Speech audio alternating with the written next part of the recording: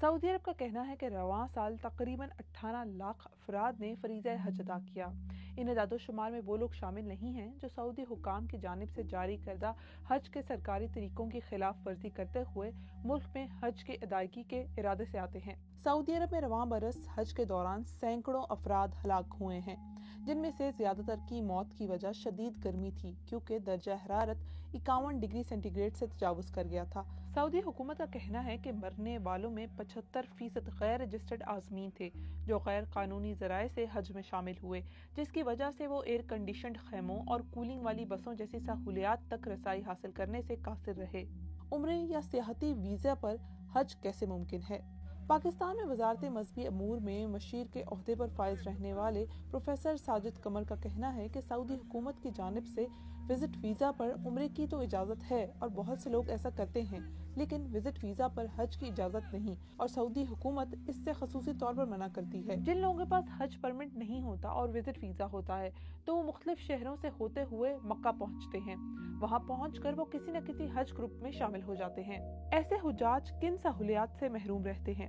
Professor Sajid Qamar کے مطابق منا، مزدلفہ اور عرفات کے مقام پر انہیں کوئی سہولت، رہائش، کھانا پینا، ٹرانسپورٹ نہیں ملتی جو رجسٹرڈ حجاج کو ملتی ہے، کیونکہ ان مقامات پر سارے کا سارا انتظام سعودی حکومت کے ذریعے ہوتا ہے۔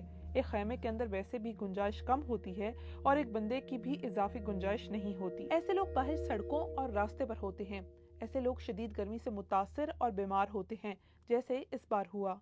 غیر قانونی طور پر حج کرنے کی وجوہات کیا ہیں؟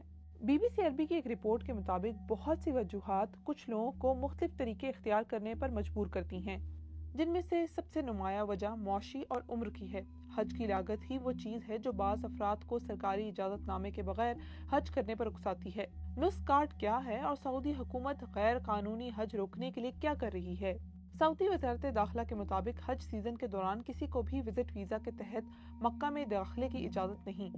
سعودی عرب کے قومی کمیٹی برائے حج و عمرہ کے مشیر سعد القریشی نے بی بی سی کو بتایا کہ جس کے پاس حج ویزا نہیں، اسے یہاں برداشت نہیں کیا جائے گا اور اسے اپنے ملک واپس جانا چاہیے۔ انہوں نے بتایا کہ حجاج کی نشاندہی کے لیے نسخ کارڈز کا استعمال کیا جاتا ہے جو سرکاری حجاج کو دیے جاتے ہیں اور مقدس مقامات میں داخل ہونے کے لیے بار کوڈ پر مشتمل ہوتے ہیں۔ پروفیسر ساجد قمر نے سعودی اقدامات کے حوالے سے بات کرتے ہوئے بتایا کہ سعودی حکومت ہر سال باقاعدہ طور پر ہینڈ آؤٹ جاری کرتی ہے۔ سعودی حکومت دنیا بھر میں دیگر ملکوں کی حکومتوں کو بھی آگاہ کرتی ہے کہ وزٹ ویزا پر حج کی اجازت نہیں۔ اس بار سعودی حکومت نے بار بار اس بارے میں سختی سے اعلان کیے۔ سعودی حکومت کے وزیر حج نے تو اس بار خود اعلان کیا کہ وزٹ ویزے پر حج کی اجازت نہیں ہے۔ علماء کا اس بارے میں موقف کیا ہے؟ سعودی عرب میں سینئر اسکالرز کی کونسل نے تصدیق کی ہے کہ حج پرمٹ شریعت کے مطابق ہے اور واضح کیا ہے کہ اجازت حاصل کیے بغیر حج پر جانا جائز نہیں، اور جو ایسا کرے گا وہ گنہگار ہے۔